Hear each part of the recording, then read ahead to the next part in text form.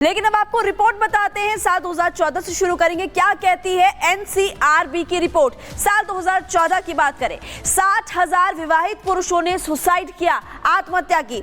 साल 2014 की बात कर लेते हैं। महिलाओं के बारे में आपको बताते हैं, 27,000 महिलाओं ने आत्महत्या की थी। यानी कि आप देख सकते हैं कि पुरुष महिलाओं के कंपैरिजन में ज्यादा सुसाइड करते हुए नजर आए। 550 तलाकशुदा पुरुषों ने सुसाइड किया, 410 तलाकशुदा महिलाओं ने आत्महत्या की है। ये साल 2014 के आंकड़े आपको बता रहे हैं, वो भी एनसीआरबी की रिपोर्ट के मुताबिक। एनसीआरबी की तरफ से रिपोर्ट दी गई है। और अब आपको बताते हैं साल 2019 की बात करें, लगभग 1.1 लाख लोगों ने सुसाइड किया था और उसके अलावा 80,000 से ज्यादा पुरुष, यानी कि 75% पुरुषों ने सुसाइड किया था और 34,000 महिलाएं, यानी कि 25% महिलाओं ने ही सुसाइड किया था। तो ये आपको बता रहे हैं एनसीआरबी की रिपोर्ट। साल 2019 की 37% पुरुषों ने वैवाहिक विवादों के कारण सुसाइड किया। पूरे देश में 1,64,033 लोगों ने सुसाइड किया है, जिसमें कि महिलाओं के कंपैरिजन में पुरुष ज्यादा सुसाइड करते हैं। जी हाँ, विवाहित पुरुषों की संख्या आप देखिए 81,063 है। और अगर महिलाओं की बात करें, वो भी बताएगी साल 2021 की, तो 28,680। यहाँ पर भी आप देखिए साल 2014, 19, 2021 में आप इससे समझ सकते हैं कि पुरुष सुसाइड करते, पारिवारिक समस्याओं के कारण 33.2% पुरुष सुसाइड करते, विवाहित संबंध की वजह से 4.8 पुरुषों ने आत्महत्या की, सुसाइड किया। और साल 2014 में पुरुषों में आत्महत्या की दर महिलाओं से 2 गुनी थी। साल 2021 में दर बढ़कर 2.5 गुना हो गई थी। और अब आपको बता रहे हैं कि एनसीआरबी की रिपोर्ट है। तो मैंने आपको एनसीआरबी की रिपोर्ट बताई, तमाम आंकड़े बता रहे। इन आंकड़ों के जरिए साफ सीधे तौर पर देखा जाता है कि पुरुष किस तरीके से अधिक संख्या में सुसाइड कर रहे थे। इसी के साथ ऐसे मामले बढ़ते जा रहे हैं। अब इस पूरे मुद्दे में जिस तरह से अतुल सुभाष ने 2 साल से केस चल रहा था, मौत को गले लगा लिया, सुसाइड कर ली, इस पूरे मुद्दे पर सोशल एक्टिविस्ट बरखत रेहान का क्या कुछ कहना है, किस तरीके से उन्होंने अतुल की आवाज उठाने की बात कही है, सुनिए जरा। जो कानून पुरुषों के लिए जो महिलाओं के लिए बने थे सुरक्षा के लिए, उनको वेपन की तरह यूज़ किया जा रहा है और उससे पुरुषों को और उनके माँ बाप को, उनके भाई बहनों को टॉर्चर किया जाता है। लेकिन मैं चुप नहीं रहूँगी जब तक अतुल को जस्टिस नहीं मिल जाता। उसने खुद इस बात का जिक्र किया है कि जो मेरे लास्ट मॉर्टल्स हैं, आप मेरी एशेस को कहीं पे भी नहीं डालेंगे, आप उनको वेट करेंगे कि मुझे ये सारे लोग जो गुनहगार हैं, एक जज साहिब का नाम लिया उन्होंने, वाइफ की, सिस्टर का, मदर का, सब जो नाम लिए हैं।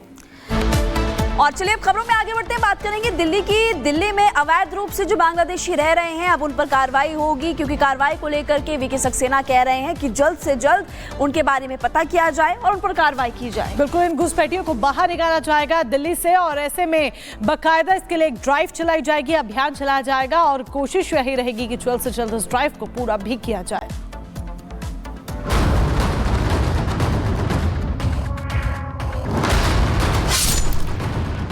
अवैध बांग्लादेशियों के खिलाफ कार्रवाई के आदेश। दिल्ली के एलजी ने दिए कार्रवाई के आदेश। मुख्य सचिव कमिश्नर को लिखा पत्र, 2 महीने में कार्रवाई करने को कहा। दिल्ली के उपराज्यपाल विनय कुमार सक्सेना ने बांग्लादेशी घुसपैठियों को दिल्ली खाली करने का आदेश दिया और इसके लिए उन्होंने 2 महीने तक विशेष अभियान चलाने को भी कहा है। एलजी सचिवालय ने मुख्य सचिव और पुलिस कमिश्नर को पत्र लिखकर दिल्ली में रह रहे अवैध बांग्लादेशी प्रवासियों के खिलाफ अभियान चलाकर सख्त कार्रवाई करने के निर्देश भी दिए हैं। दरअसल दिल्ली के एलजी ने हजरत निजामुद्दीन और बस्ती हजरत निजामुद्दीन के उलेमाओं और मुस्लिम नेताओं के एक डेलीगेशन से मुलाकात की। इस मुलाकात में बांग्लादेश में हिंदू और अन्य अल्पसंख्यकों के बारे में गहरी चिंता जताई गई थी। एलजी सचिवालय ने मुख्य सचिव और पुलिस कमिश्नर से 2 महीने तक चलने वाला एक अभियान शुरू करने को कहा है, जिसमें दिल्ली में रहने वाले अवैध बांग्लादेशियों की पहचान की जाएगी और उनके ऊपर नियम के अनुसार कार्रवाई भी की जाएगी। एलजी सचिवालय की तरफ से जारी इस आदेश को काफी अहम भी माना जा रहा है, क्योंकि दिल्ली में अब विधानसभा चुनाव की सरगर्मियां धीरे धीरे तेज हो रही हैं। दिल्ली की 70 सदस्यीय विधानसभा का चुनाव फरवरी 2025 में होना है और उसके लिए ही ये कवायद है। दिल्ली में अवैध रूप से रह रहे बांग्लादेशी और रोहिंग्याओं को लेकर बड़ा मुद्दा बना हुआ है।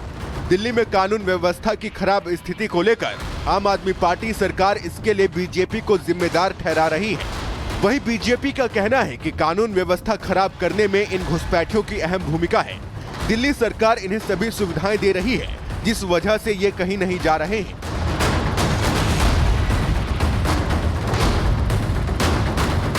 Bureau report, Republic Bharat.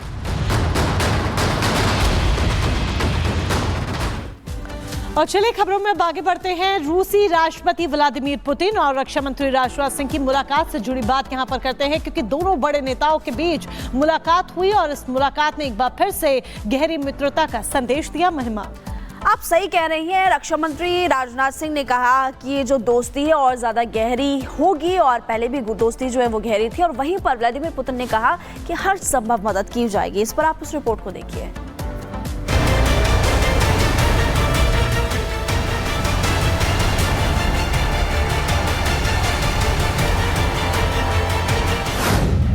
Bharat रूस की दोस्ती पर्वत से भी ऊंची।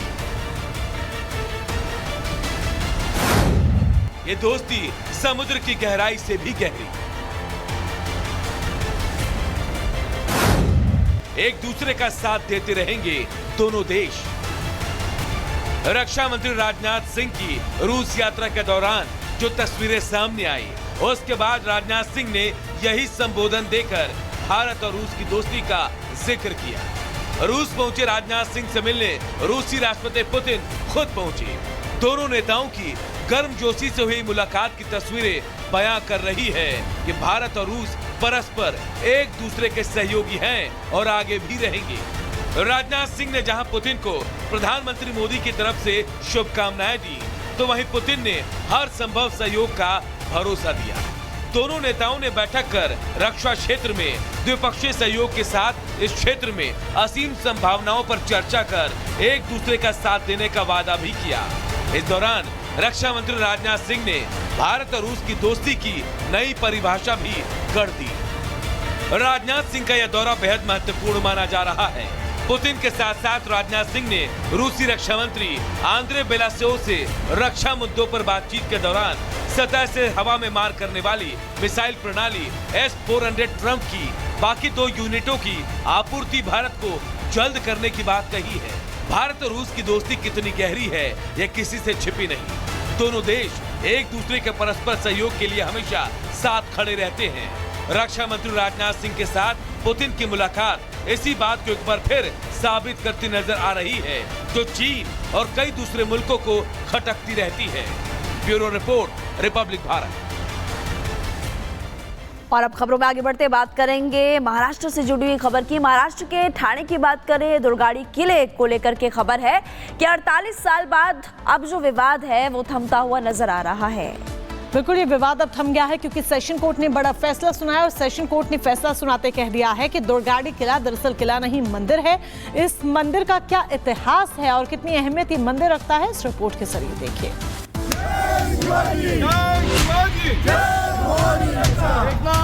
ये नारेबाजी और जोश, सड़कों पर फूटती पटाखों की ये लड़ियां, खुशियों में एक दूसरे को मिठाई खिलाते ये लोग। ये तस्वीरें महाराष्ट्र के ठाणे जिले की है। संभल अजमेर में मंदिर मस्जिद विवाद के बीच महाराष्ट्र के ठाणे में भी ऐतिहासिक दुर्गांडी किले को लेकर बड़ा फैसला आया है।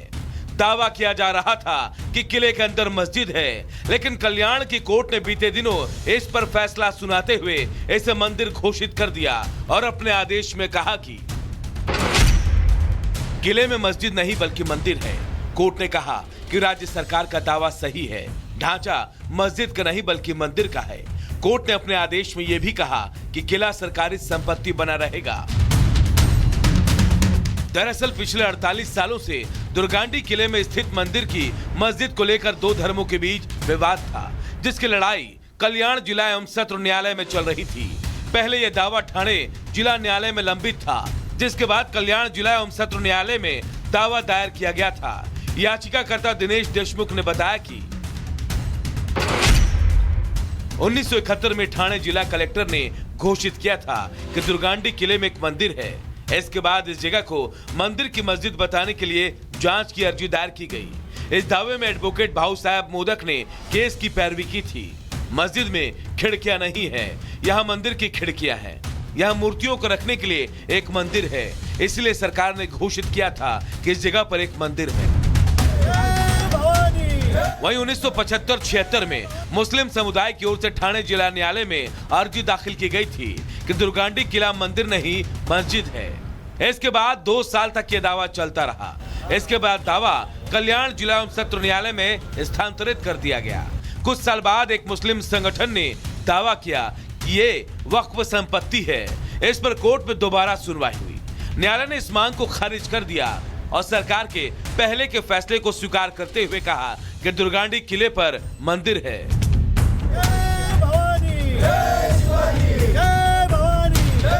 एक लंबी लड़ाई के बाद आए फैसले की खुशी हिंदू समुदाय के लोगों में है। इस फैसले की गूंज ठाणे ही नहीं पूरे महाराष्ट्र में सुनाई पड़ रही है। बीजेपी और हिंदू संगठन के लोगों ने फैसले का स्वागत किया। शिवसेना के पदाधिकारियों ने कल्याण दुर्गांडी किले में दुर्गा देवी की आरती कर जश्न मनाया।